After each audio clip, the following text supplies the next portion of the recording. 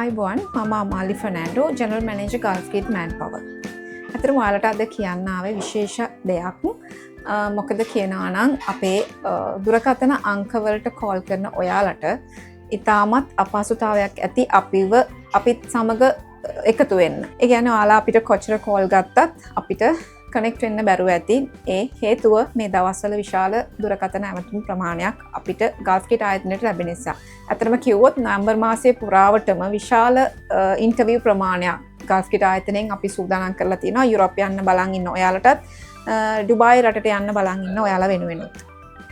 ඉතින් ඇත්තටම කිව්වොත් ලංකාවේ අති දැවැන්තම බයික් රයිඩින් ඉන්ටර්විව් එක ගල්ෆ්ගේට් අපි පවත්වනවා 15 වෙනිදා කොළඹ සෆයා හොටෙල් එකේදී.